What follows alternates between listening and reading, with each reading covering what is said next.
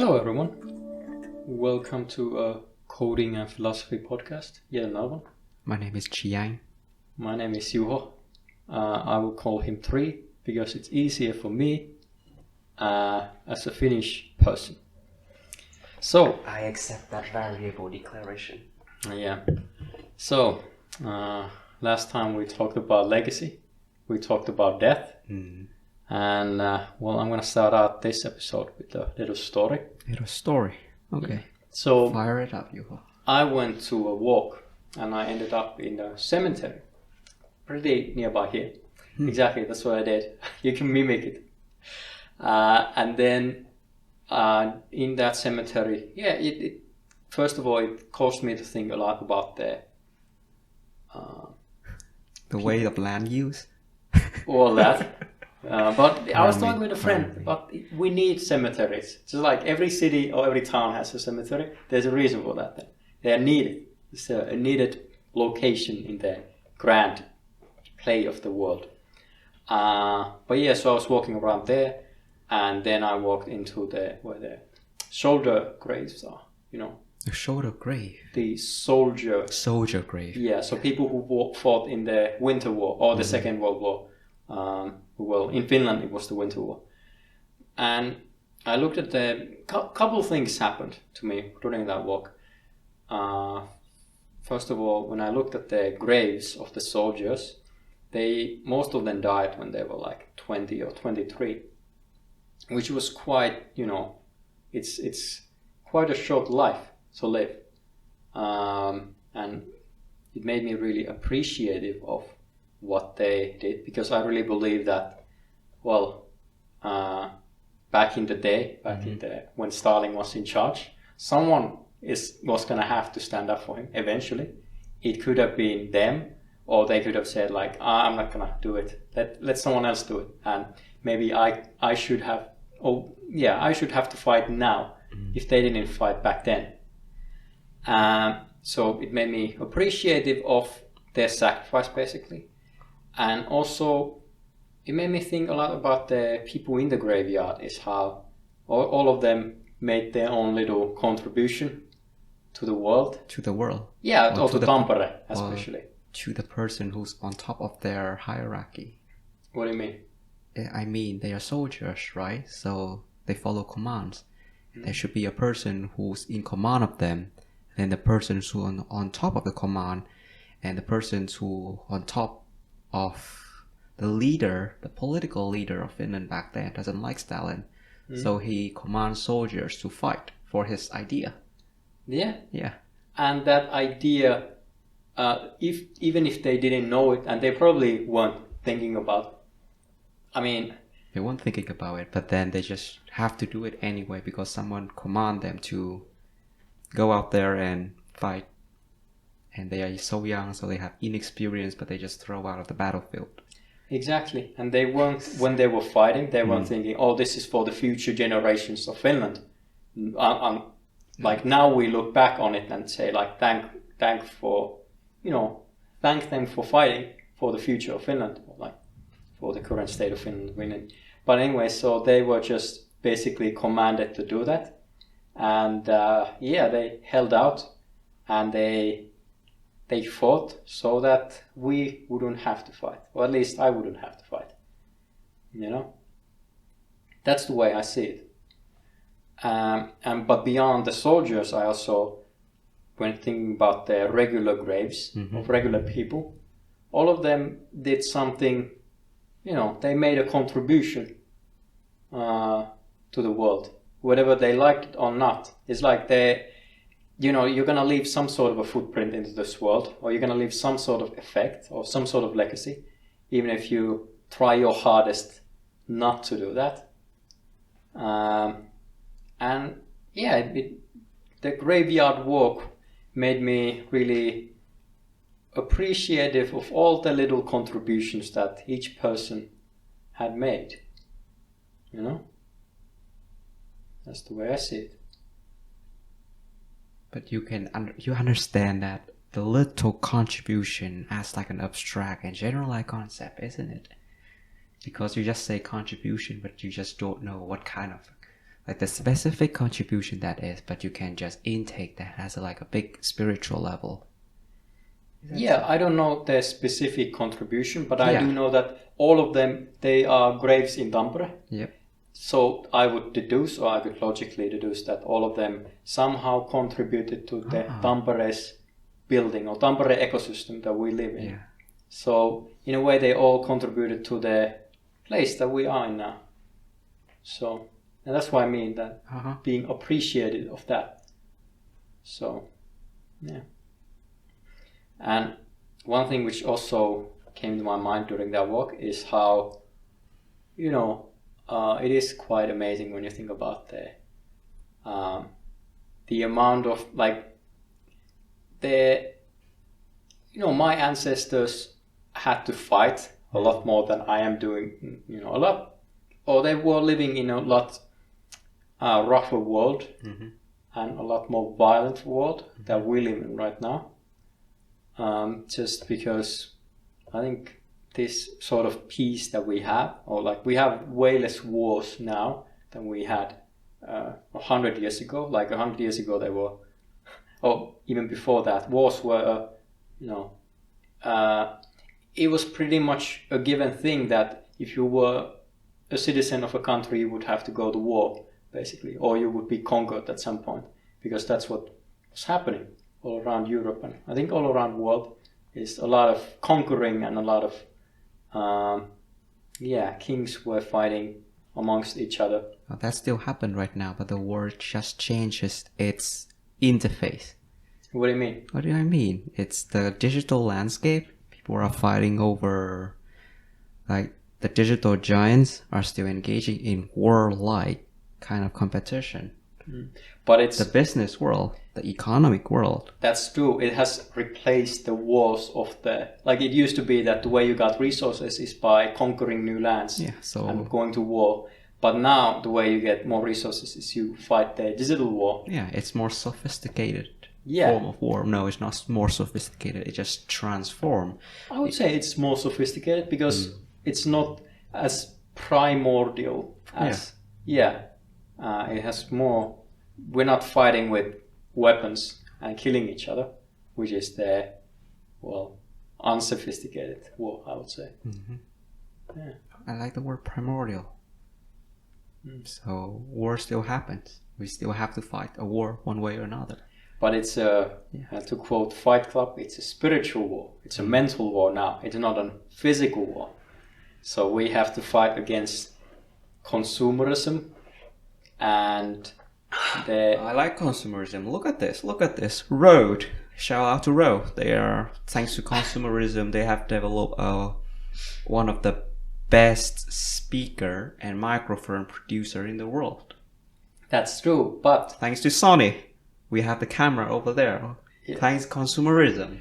Thanks consumerism, we have sofa. The thing is this: you can't if you get consumed by consumerism, then you just buy things and you wonder, why am I unhappy? I have everything. I have a nice sofa, I have a nice microphone. Why is this? Because you're not... What if you have everything and you're happy? Well, then you realize the world. Then you are really living nice. But please continue with your point.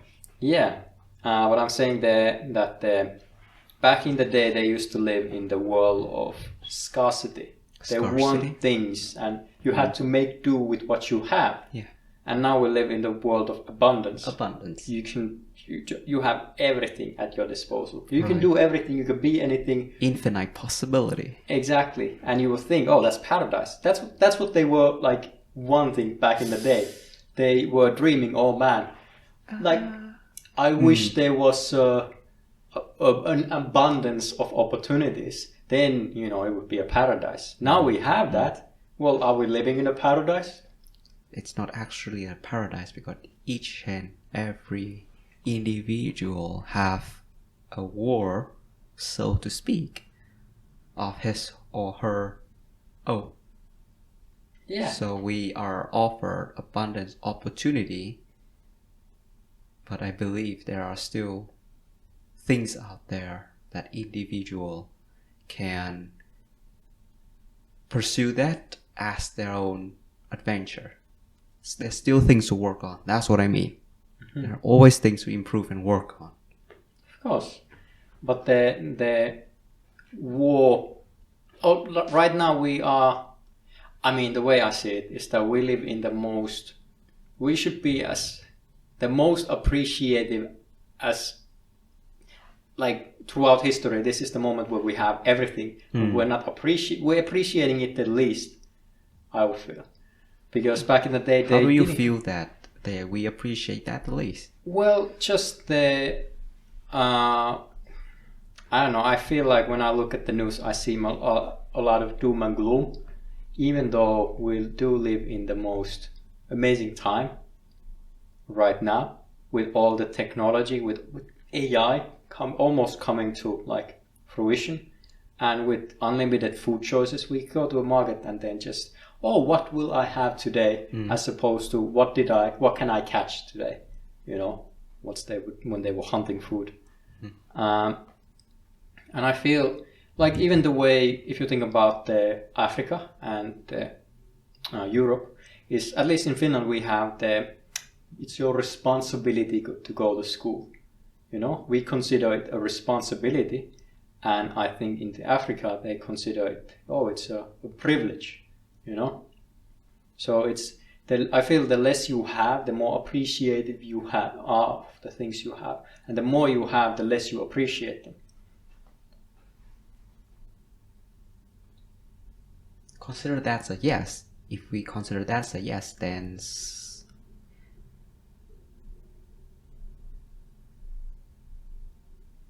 what?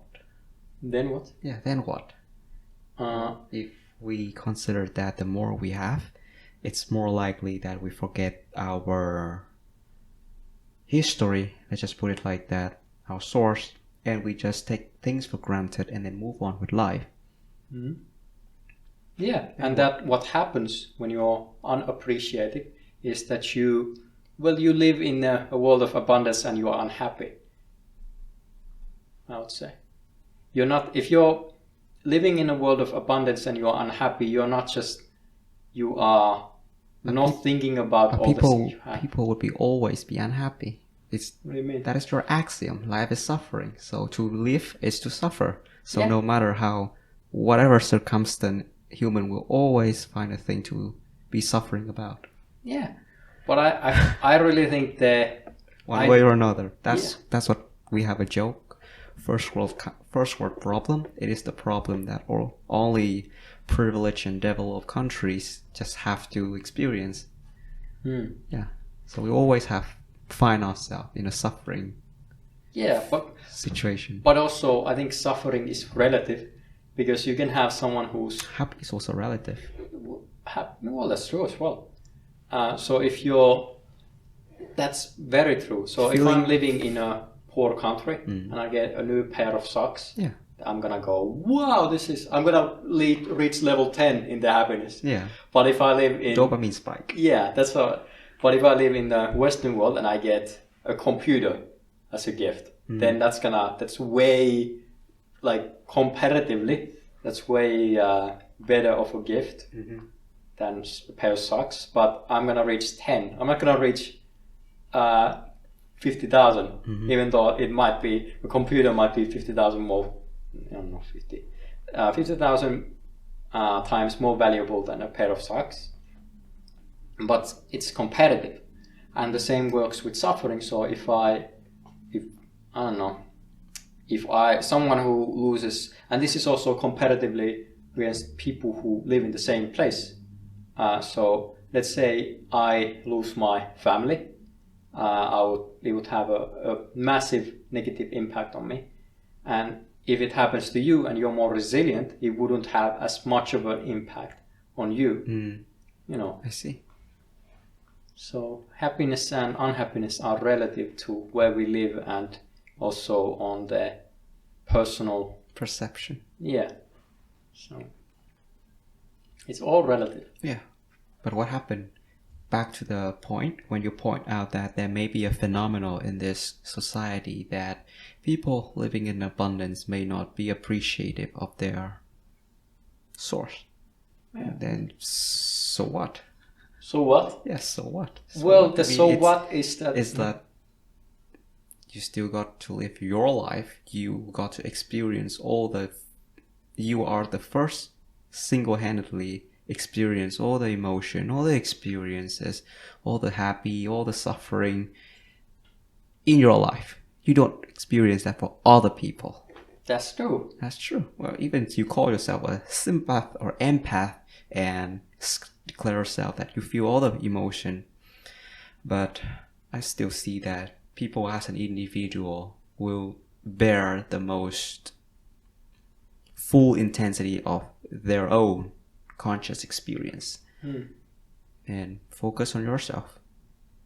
That's true. Yeah. But when you do, or when I do meet someone and I feel when they live in a rich country like Finland and they complain about, a lot of the things I find people complain about, I can't relate on a personal level because I don't see the thing that way. And I also feel they're often ungrateful, which it affects me personally. You know what I mean? Because does it affect me personally? I mean, if I meet someone and I consider them ungrateful, I'm not gonna be. I'm gonna go, yeah, sure, okay. I'm just gonna yes them and then not associate with that person. So I don't think it. Yeah, I'm gonna retract that. It doesn't affect me personally. I'm just gonna not associate with people like that. You know what I mean? People always have their first world problem. Yeah, exactly. Yeah. I have no will to or want to associate with them. Some people have real problem. Serious problem that they actually need help.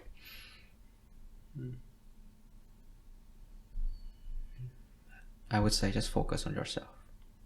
True.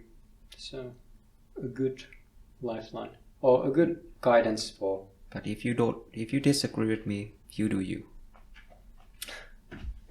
Yeah.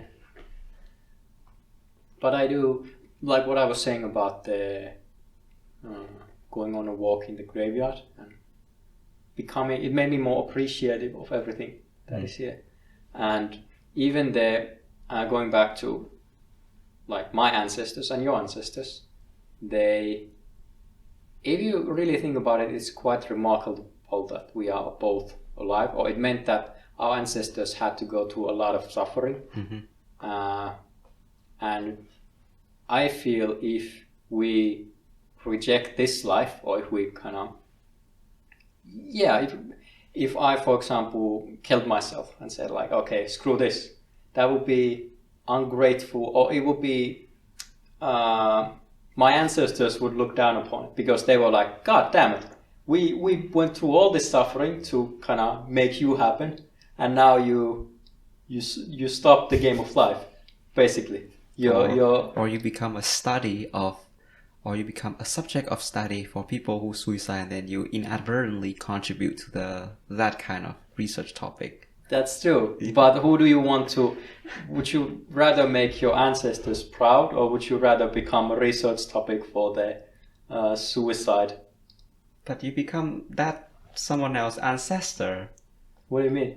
Well, if you die and then you become a research topic for something, and then you become a legacy, and then you become the future generation's ancestor, and then they would have also the same question: would they? They would like to make you proud, and if you, never mind, it's an overthinking and hypothetical situation. Yeah. But I just think we should be appreciative also on the sacrifice that our own ancestors, meaning the genetic bloodline that we come from, because they fought war. And if you think about it, it's quite amazing that all of them survived. There's like a line of... All of them survived. Well, they had to be, because you exist. So all of them survived at least long enough to make a baby. Yeah, in that life preserved, And many of your behaviors actually codified by the behavior of your ancestor. Yeah. So that is why stereotype, I I think this is my personal evaluation, stereotype form, because people within a culture passing through generation have this set of behavior that is so specific and peculiar to them, and the ancestor behave this way, and then it changed down to you throughout the family generations. So you're saying that the behaviors that your ancestor, let's say your great-great-grandfather Yes. had, they also impact you. Yes. Because, not only physical behavior, but also thought pattern, temperament, or personality, and I would say characteristic, but that's characteristic sounds physical appearance as well. They all gonna codify into the family DNA, and when it's your turn to be in this world, it will just play it out. Many of your behaviors are partly influenced by the ancestor. The ancestor is in a part of you. Yeah, and I think that's why even if you live, let's say, an average life, and you have kids, the way you behave has a ripple effect on, first of all, your kids, their kids, and their kids, and it like expands really far out. Yeah. And also what you do, for example, for your work, it also has a ripple effect, because the amount of effect or impact just an average person has with their day-to-day behavior, it's quite remarkable when you start breaking it down, because, like I said, it's your children and children's children, your like future, what I call it. It's not ancestors, but it's the opposite. It's descendants. So all the descendants will kind of gain something from you, or it gains either a curse or they gain a blessing, a bad or a good pattern or whatever. And then you have all the, let's say, the places you work at, you do some like contribution towards those, the companies which you work at, let's say, or things things you do on your career, they also have quite a significant impact, in my opinion. And also what you do on your free time. So if you're like into arts and you like creating, they also have a potential. Like, I think a lot of artists, their work isn't appreciated until they die, in a way. Or with the new digital age as well, our work is preserved online, so that it's always gonna be accessible there. It's like you leave a little imprint into the history of humanity. But then on the grand scale of things, it's so abundant, then your contribution is just a speckle among of it. Yeah, but it's if on the grand scheme of things, but on the if you narrow it down to the people who are affected by, people who listen to, like, for example, this podcast, are affected by. I think the closest unit that being affected by all of those actions is that individual. Then the closest one is their family. Yeah, the family, then the friends, then I think work, and finally your arts, what you create with art. I think that's the way it circles out, right? Or the impact is from greatest to least. So, or it's not always that way. I feel there are people who, for example, don't have a family, and they might be artists. Yeah. So, and you know, that's the way I think. If you're they do it because it comes from within. It's not from the thoughts that their work have contribution to the world. They do it because they have to. They do it. Yeah. And then we are now post-mortem analysis. We'll thank them that their piece of art made contribution to the heritage of the world. But I think in actuality, they just do it. They have to get it out. It's like, if you're a creative person, and I heard this once, that it's not, people think it's good that if you're creative, it's a blessing and a curse. Like everything else. like everything else. So you get a drawback, some benefits. So the benefit, for example, being creative is, well, you create stuff by definition. But also, if you're the drawback is that, well, it's really hard to, like, in the world we live in, is to monetize your creation and to somehow make a living out of it. And some people can manage to do both of that. That's the thing. Yeah. So, and if you have a team, actually. A team, yeah, who complement what you're missing. That's true. Yeah. So but that the problem there comes is that creative people also have to, like, they like to hang out with other creative people. Mm-hmm. And then there's the people who aren't creative, but they may see the business opportunities much clearer.